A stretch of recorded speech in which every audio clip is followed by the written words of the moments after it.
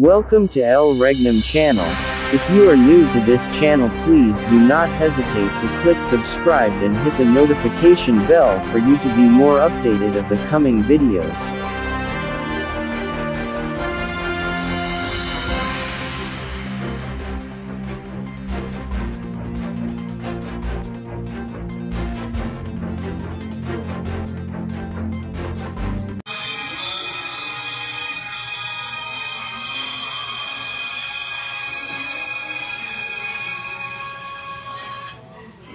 Okay, so mga kapatid, ganap na ang 2,000 taon na sukat ng panahon sa pagbabalik ni Kristo sa sanglibutan.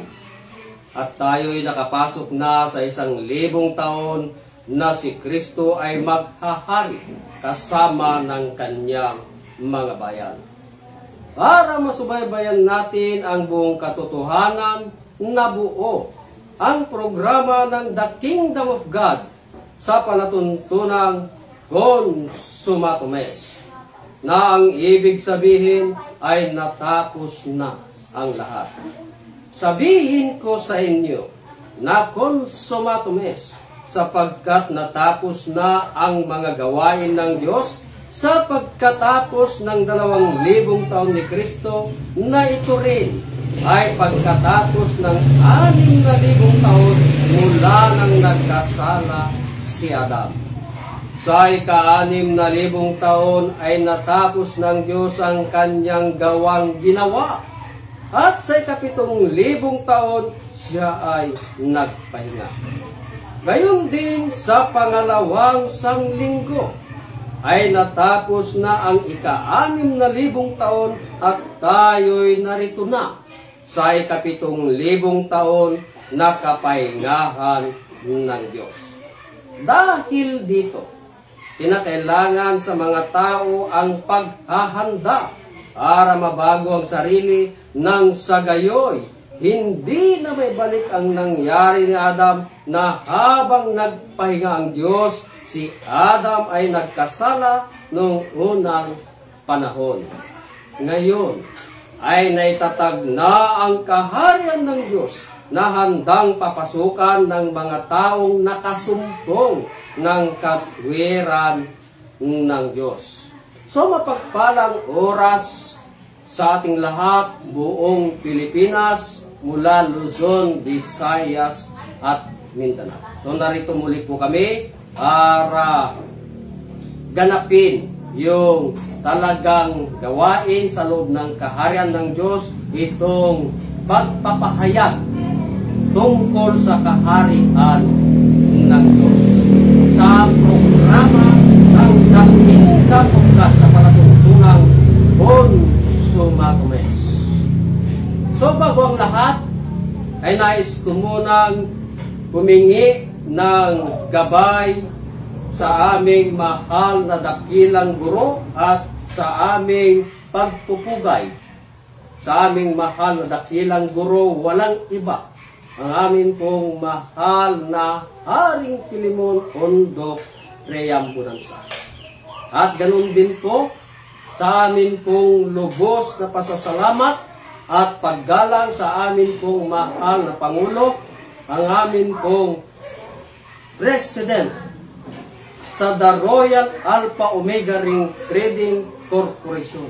At the same time, President ng The Kingdom of God. Walang iba po ang aming mahal na Prinsipe Rocky Y. Reambunansah. At ganun din po sa kapatid ng aming mahal na Prinsipe, walang iba, ang aming pong Haring Adolfo B. Reambunansah, na siya po ang ating President ng the Philippine Deuterium Development and Management Corporation. Sa lahat ng royal family, so mapagpalang oras sa ating lahat. Higit sa lahat sa aming pong mahal na Haring Filemon Ondok Reambunansah at sa aming pong mahal na Prinsipe Rocky Y. Reambunansah.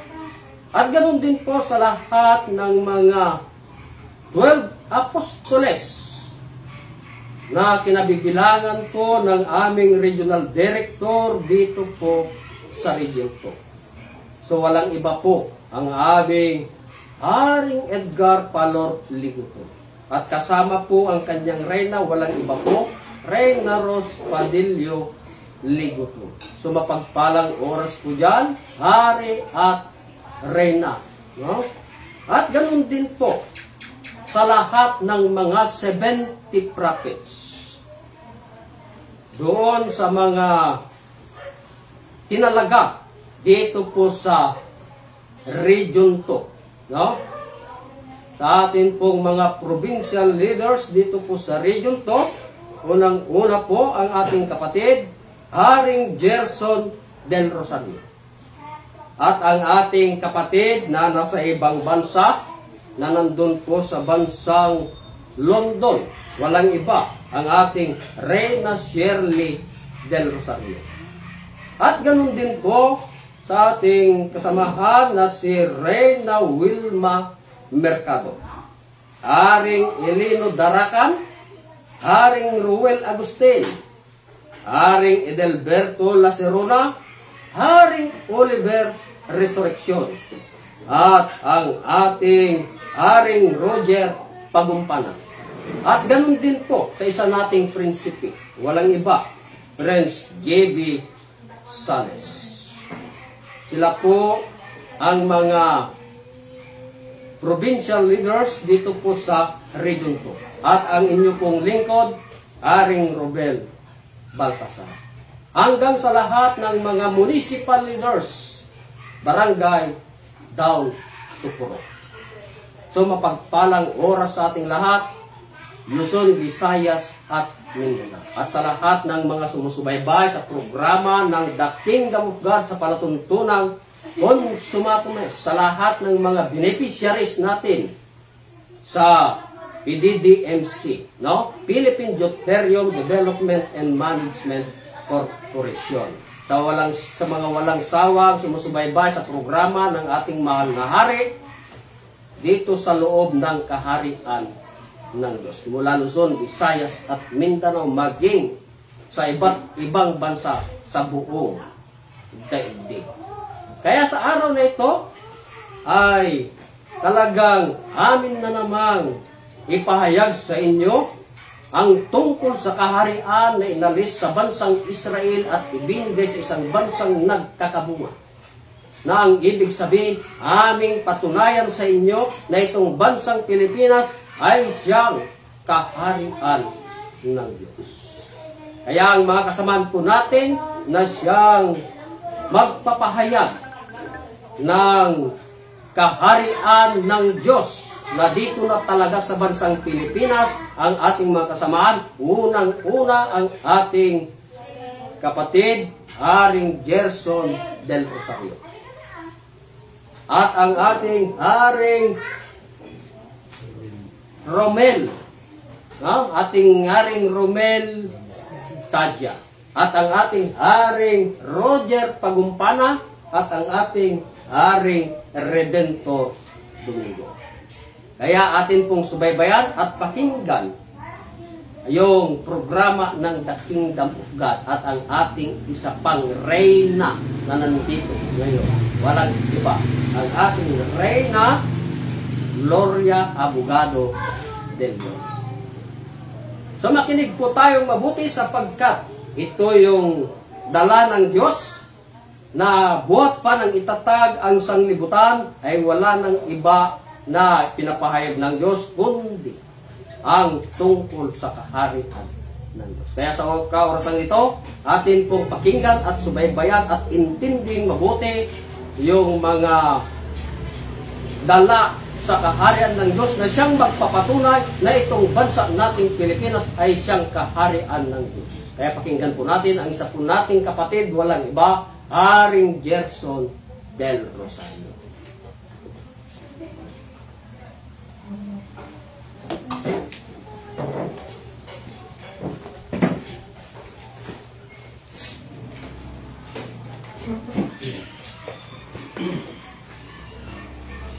Okay, so maraming salamat Hari.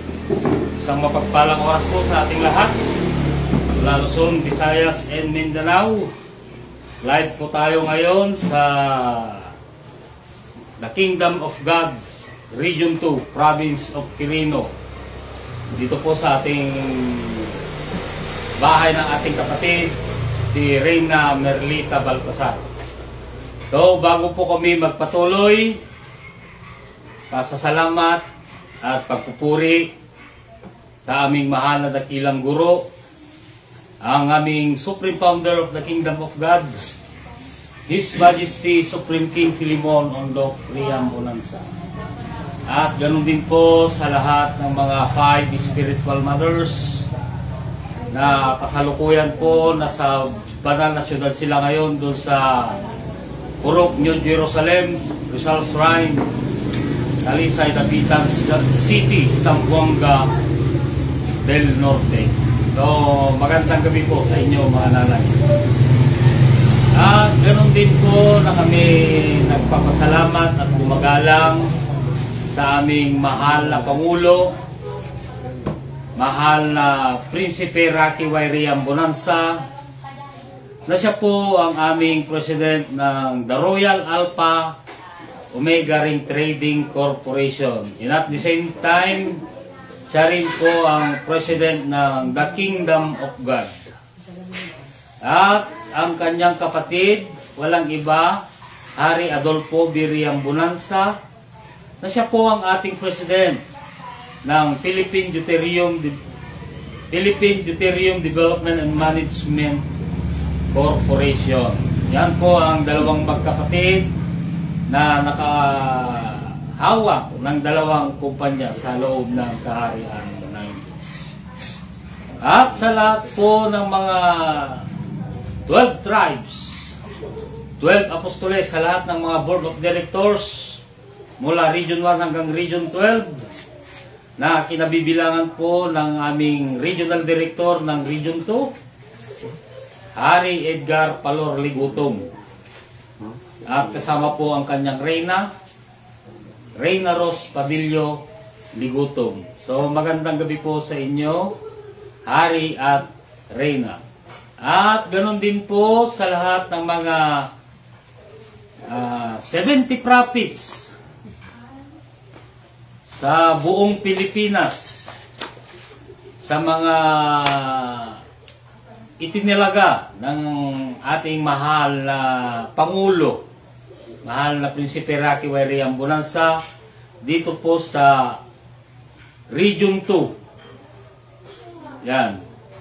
Unang-una po ang aking ina sa Biskaya, si Reyna Wilma Mercado. At ganoon din po si Elino Daracan, si Hari Idelberto Lacerona, at si Hari Oliver Resurrection, at si Hari Roger Pagumpana. At yung prinsipe po natin, si Prince JB Sales. At sa mga kasamahan po, mga kapatid po natin sa Isabela. Yan. At sa mga kapatid po natin sa ibang bansa, ang ating Prinsesa Claribel Baltasar, at ang aking ina, si Reyna Shirley del Rosario. At sa mga kapatid po natin sa Cabarrugis, Quirino, si Reyna Rosalia Tuginayo at si Reyna Marina Ansibi. At sa mga kapatid po natin dyan sa Nagtipunan, Quirino, si Hari Algario Villegas at si Hari Raul Digaw at ang kanyang buong pamilya, at ang kanyang prinsipe, Prince Fernando Digaw. At ganoon din po sa ating Hari Nicomedes Rapio. So magandang gabi po sa inyong lahat. Okay, so sa gabing ito ay narito naman po kami upang magpahayag muli sa inyo yung mga plano ng Diyos sa daigdig. Yan. na ano ba itong plano or ano yung mga kanyang programa sa daigdig. Kapagkat Diyos lang ang magtayo ng kaharian. Kaya nga mga kaibigan, na paulit-ulit po namin ihahayag sa inyo upang higit po ninyong maintindihan ang programa or yung plano ng Diyos, mga kapatid. Kaya alamin po natin ang istorya ng Diyos sa daigdig. Kung saan po ito hinula or saan po ito nakaakma. Di ba, mga kapatid? Kaya ang plano ng Diyos sa daigdig ay magtayo ng kaharian. Yan ang kanyang plano, mga kapatid. Subalit, saan nga ba ito nag-umpisa? Ang kaharian ng Diyos.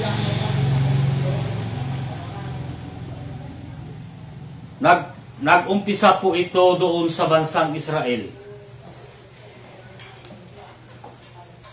Kanino nag-umpisa? Ang una kay Saul, pangalawa kay David, at ang pangatlo kay Haring Solomon. Yan. Ang mga unang ginamit ng Diyos, mga kapatid. Na umupo sila o naghari po sila ng tig 40 years sapagkat natapos si King Solomon sa negative 997 BC, mga kapatid. Kaya ang tanong, nagpatuloy po ba yung programa ng Diyos? Siyempre, nagpatuloy yan.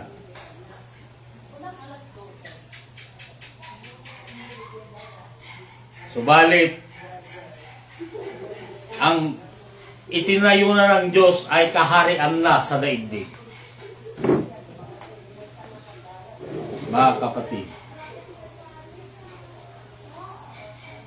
naging mga kaharian sa buong daigdig.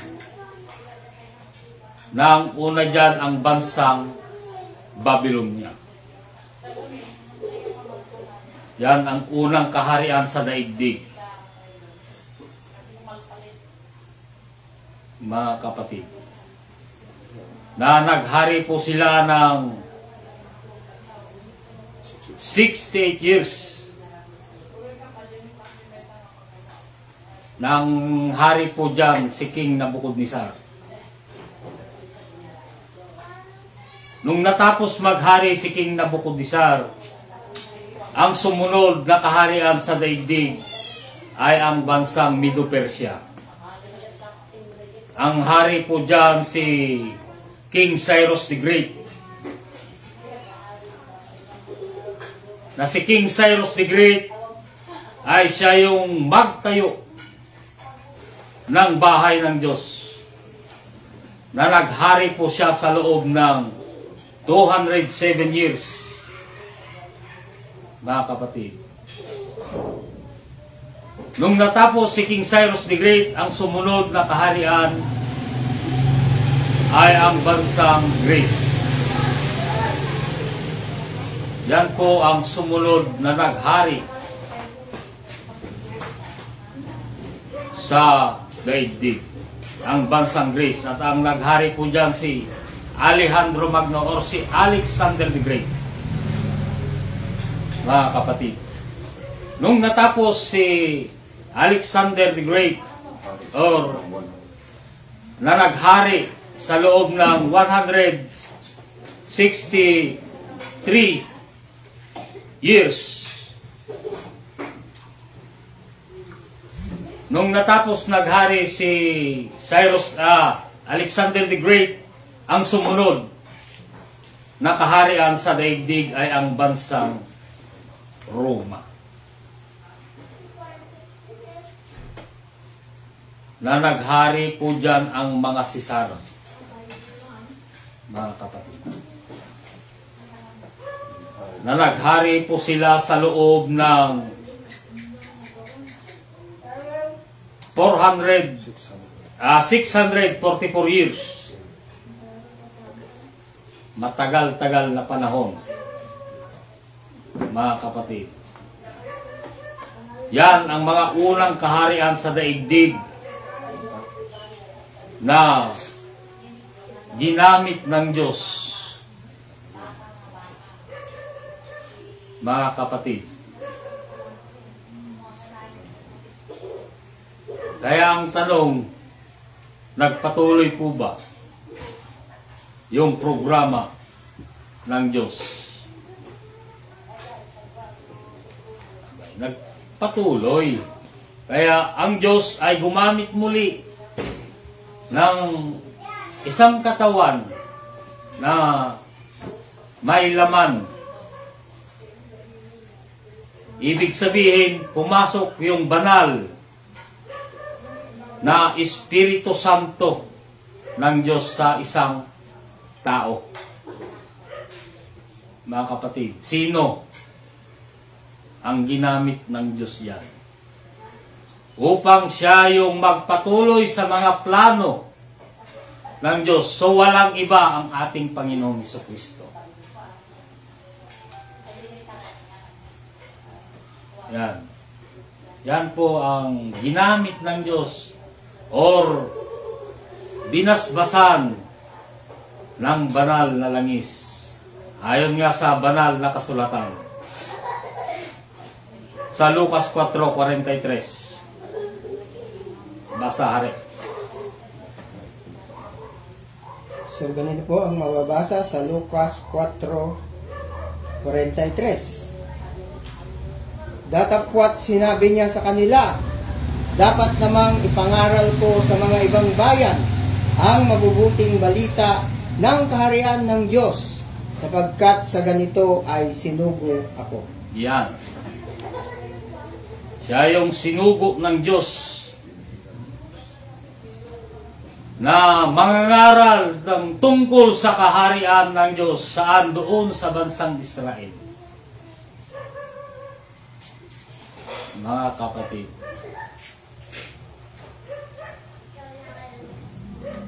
ipinapangaral niya ang mga mabubuting balita tungkol sa kaharian ng Diyos.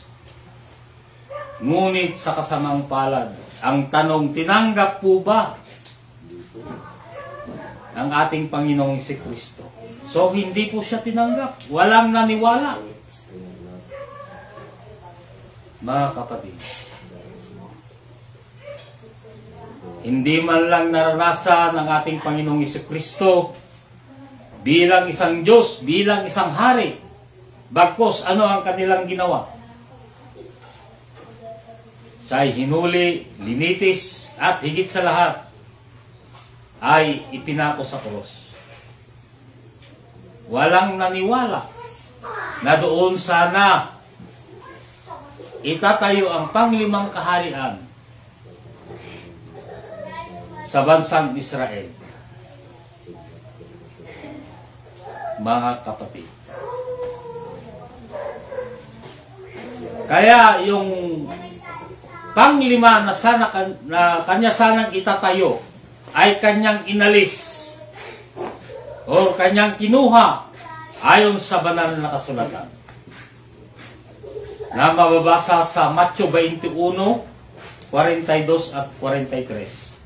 Basa, hari. So ganito po ang mababasa sa Matthew 21:42 hanggang 43. Sinabi sa kanila ni Jesus, Ano? kailan mabagay hindi ninyo nabasa sa mga kasulatan? Ang batong itinakwil ng nangagtatayo ng gusali ay siya ring ginawang pangulo sa panulo. Ito'y mula sa Panginoon at ito'y kagilagilalas sa harap ng ating mga mata. Sa 43, kaya nga sinasabi ko sa inyo, aalisin sa inyo ang kaharian ng Diyos at ibibigay sa isang bansang nagkakabunga. Yan. Maliwanag po ang inyong narinig. Kanilang itinakwil yung bato. Ay, sino yung bato? Yung ay si Kristo na ginawang pangulo sa panulok, mga kapatid.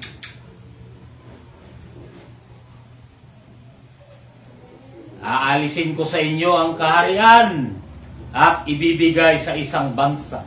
Isang bansa ang tinukoy ng Diyos, mga kapatid. Alalahanin po natin na wala po dyan sa taas. Wala pong kaharian dyan. Bansa ang sinabi ng Diyos. Kaya maswerte yung bansa. Wala mang binanggit doon na address. Subalit, merong lokasyon, mga kapatid. Bansa, alalahanin po natin na sabihin na lang natin na 300 nations sa lahat ng mga bansa sa daigdig. Ngunit isa lang ang tinukoy ng Diyos. Mga kapatid, alisin ko sa inyo ang kaharian ng Diyos at ibigay sa isang bansa. Mga kapatid, kaya sa gabing ito, ang pag-uusapan po natin ngayon o ating tatalakayin ay kung nasaan ang kaharian ng Diyos. Kaya papatunayan ko sa inyo na dito nga talaga sa bansang Pilipinas ang siyang kaharian ng Diyos ayon sa banal na kasulatan. Sa Henesis 25:23 hanggang 26. Basa. So, ganito po ang mababasa sa Genesis 25 verse 23 hanggang 26. At sinabi sa kanya ng Panginoon, 2 bansa ay nasa iyong bahay bata, at 2 bayan ay paghihiwalayin mula sa iyong tiyan. At ang isang bayan ay magiging malakas kaysa isang bayan. At ang matanda ay maglilingkod sa bata. Sa 24. At nang matupad ang mga araw ng kanyang kapanganakan, narito't kambal sa kanyang bahay bata. 25. At ang unang lumabas ay mapula na buong kataway parang balahibong damit. At siya'y pinangalanang Isaw. Sa 26. At pagkatapos ay lumabas ang kanyang kapatid. At ang kanyang mga kamay ay nakakapit sa sakong ni Isaw. At ipinangalan sa kanya ay Jacob. At si Isaac ay may 60 taon na nang sila'y ipinanganak ni Rebecca.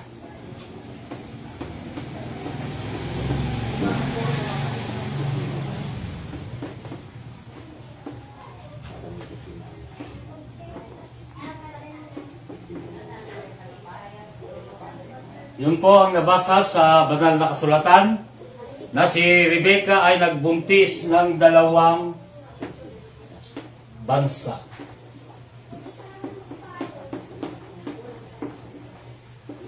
Yan. Si Rebecca ay nagbuntis ng 2 bansa, mga kapatid. Kaya ang tanong, kung literal na babae, gaya po ng mga kababaihan, kaya bang magbuntis ng 2 bansa? So, hindi po. Ito ay, si Rebecca ay ginamit ng Diyos na parables sa banal na kasulatan. Kung nasaan ang kaharian ng Diyos. sapagkat ang kaharian ng Diyos inalis sa bansang Israel.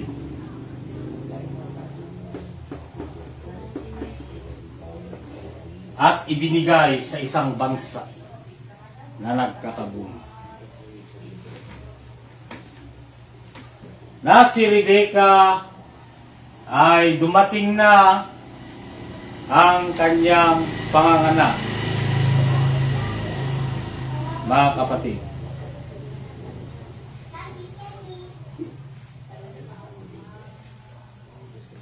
na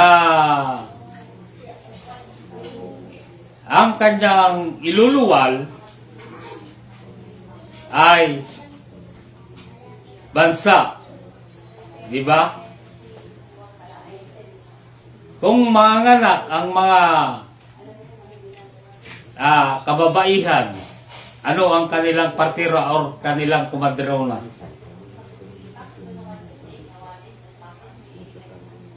Di ba mga doktor, nurse, midwife?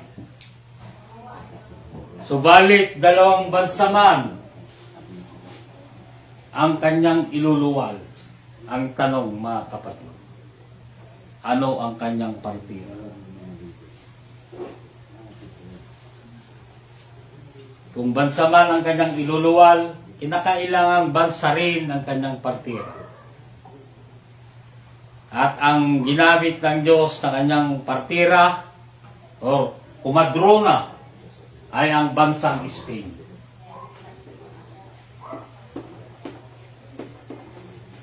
Yan. Sa bansang Spain ay may dalawang tao na ginamit ng Diyos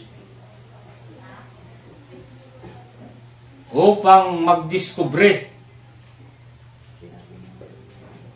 Ito ay sina Christopher Columbus at Ferdinand Magallanes. Si Christopher Columbus at Ferdinand Magallanes ay naglakbay sa malayong hilaga.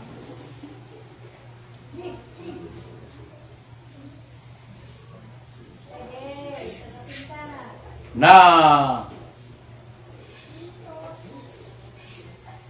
yung unang anak ni Rebecca ay si Esau.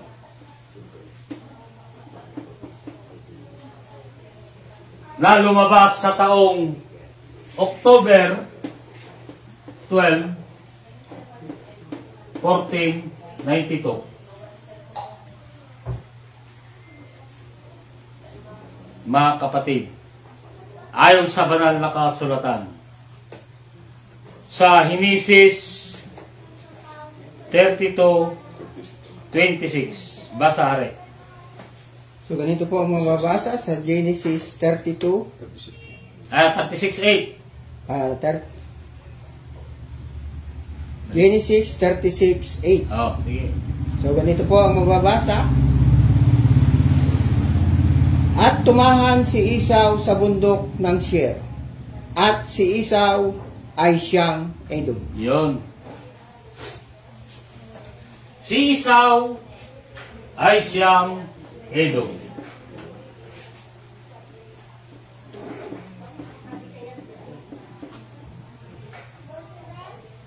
Kaya ang tanong, ano itong Edom? Mga kapatid, kung ating titignan yan, kung ating i-research sa encyclopedia, ang Edom pala ay siya yung bansang Amerika.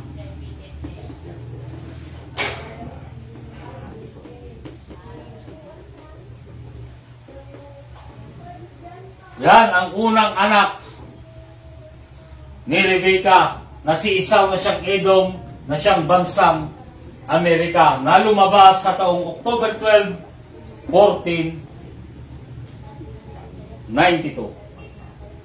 Ayon sa mga diskuberer, ay nagpatuloy silang naglakbay sa malayong silangan.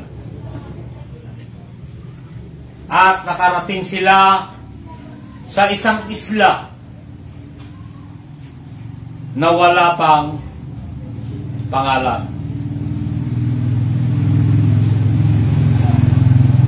Mga kapatid, na ang pangalawang anak ni Rebecca ay si Jacob.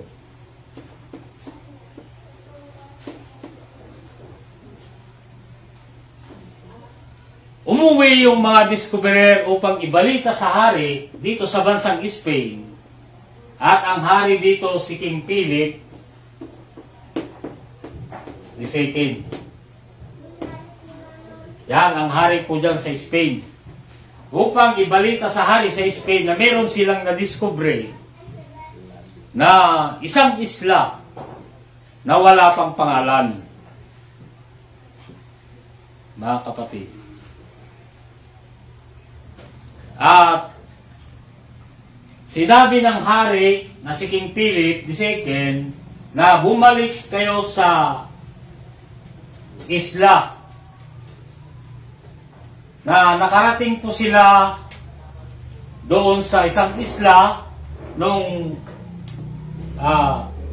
March 16, 1521.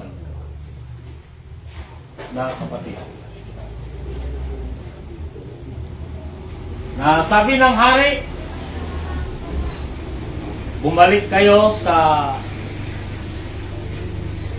isla na inyong na-discover upang bigyan ito ng pangalan. At isunod nyo sa aking pangalan. At bumalik ang discoverer at binigyan nila ito ng pangalan. Mga kapatid, at pinangalanan itong Pilipinas.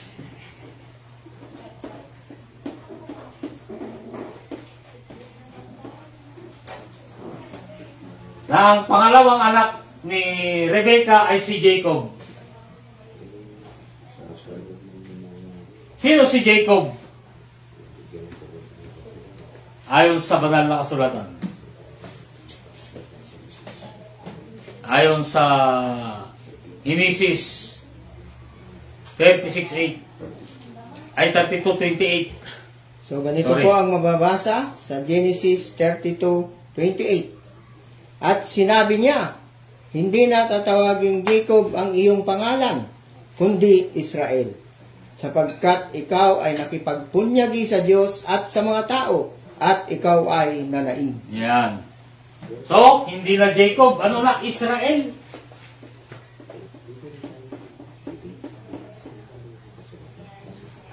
Sapagkat ikaw ay nakipagpunyagi sa Diyos at sa mga tao, at ikaw ay nanaig. Yan. Ang pangalawang anak ni Rebecca, si Jacob, na siyang Israel. At gusto pa nilang gawing Kristiyanong paniniwala. Mga kapatid. Kaya may 2 taon na paghahanda.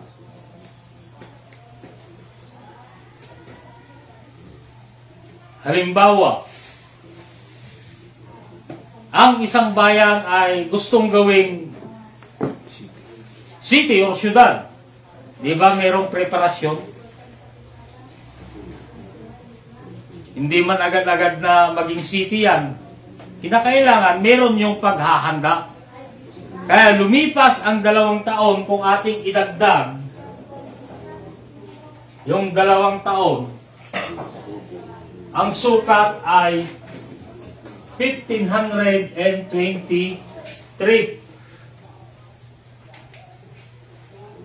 na isinigaw sa Mactan, Cebu, Limasawa Island. Isinigaw ito ng 2 tao. Sino? Si Raha Humabon. at si Lapu-Lapu. Ano ang kanilang isinigaw?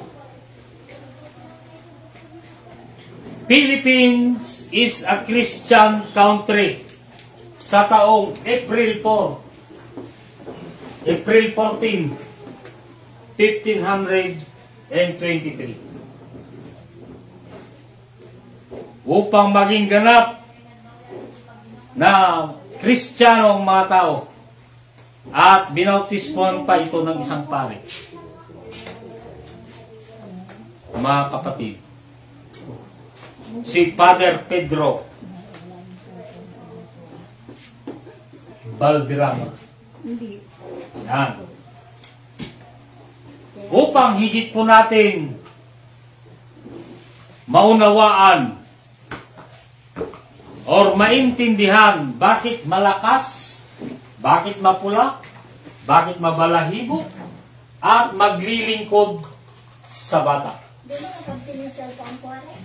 So, ganito po ang hanay. Ang tanong, ang bansang Amerika po ba ay tunay na malakas? Tunay. Bakit malakas ang bansang Amerika? Sapagkat ang kanilang kagamitan sa pangdigma ay tunay na malalakas. Mga high power. Mga kapatid. At bakit mapula? Sapagkat ang mga tao sa bansang Amerika ay tunay na mapupula. Bakit mapula? Kapag nasilayan ng araw or masinagan ng araw ang kanilang mga balat, ito ay mamula-mula. At bakit mabalahibo? Sapagkat makikita naman talaga sa kanilang pangangatawan na talagang mababalahibo. Mga kapatid. At maglilingkod sa bata. Ang bansang Amerika po ba ay maglilingkod sa bata? Mga kapatid. Tunay. So paano? Ganito po ang hanay. Sa taong 1945,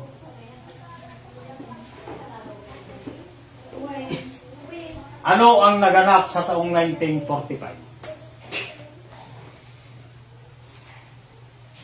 Mga kapatid, ito yung Second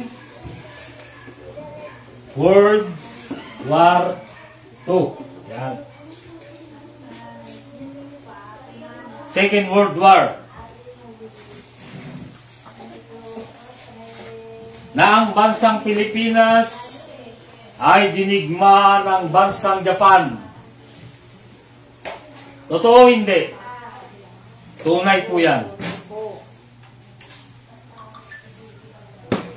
Na ang bansang Amerika, bansang Pilipinas ay hindi humingi ng tulong sa bansang Amerika.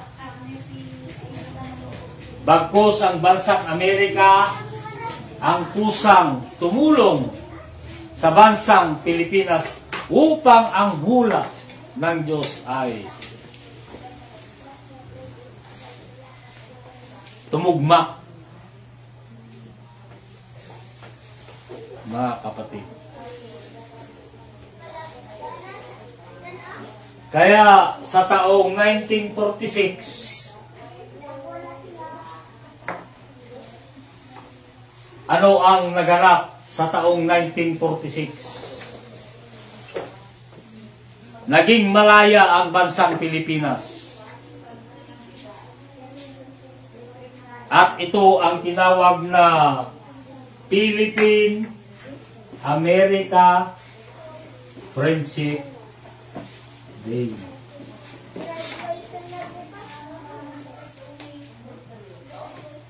Mga kapatid. Yan ang naganap sa taong 1946. Naging malaya ang bansang Pilipinas. Mga kapatid. Yan po ang unang patotoo na ang anak ni Rebecca, ni si Esau, na siyang Edom, na siyang bansang Amerika. At ang pangalawa, si Jacob, na siyang Israel, na siyang bansang Pilipinas. Dalawang bansa lang ang ginamit ng Diyos, mga kapatid, kung nasaan ang kaharian ng Diyos. Sapagkat inalis sa bansang Israel at ibinigay sa isang bansa nga nagkakabunga. Kaya ang tanong, saan ito naganap?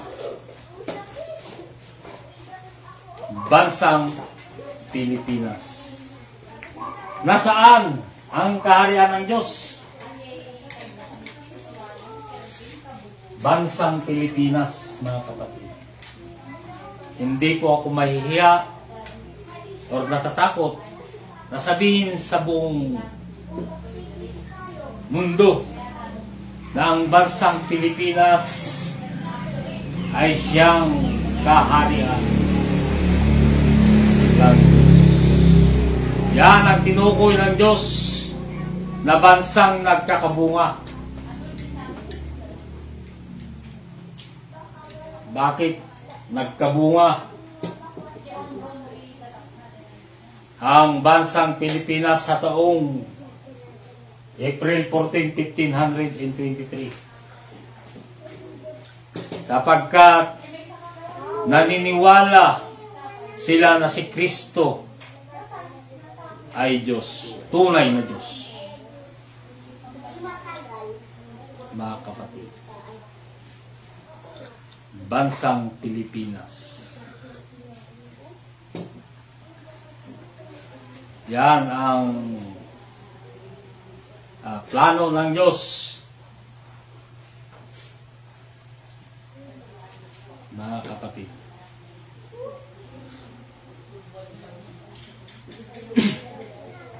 Kaya mapalad ang bansang Pilipinas, ito yung pinili ng Diyos na pagtayuan muli ng kanyang kaharian na kailanman ay hindi na magigiba. Ito na yung huli.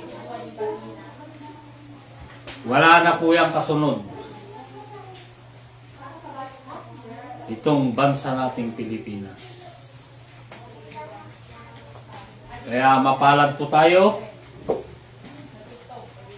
na mga Pilipino sapagkat dito yung pinili ng Diyos na pagtayuan muli ng kanyang kaharian. Yan ang kanyang plano o kanyang programa.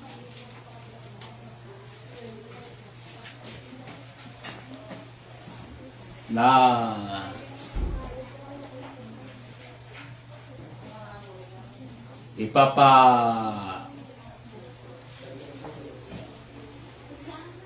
ibibigay niya sa kanyang mga anak, mga kapatid. So ito po ang aking tinalakay sa kaorasan ito. Dalawang bansa lang po ang pinili ng Diyos, bansang Amerika at bansang Pilipinas. Mga kapatid, ito yung discovery. Kaya maraming salamat sa ating lahat. At higit po akong nagpapasalamat sa ating mahal na dakilang guro, ang aming Supreme Founder of the Kingdom of God, His Majesty Supreme King Philemon Ondo Krian Bonanza, at sa aming mahal na Pangulo, mahal na Prinsipe Rocky Wairiam Bonanza, sa ating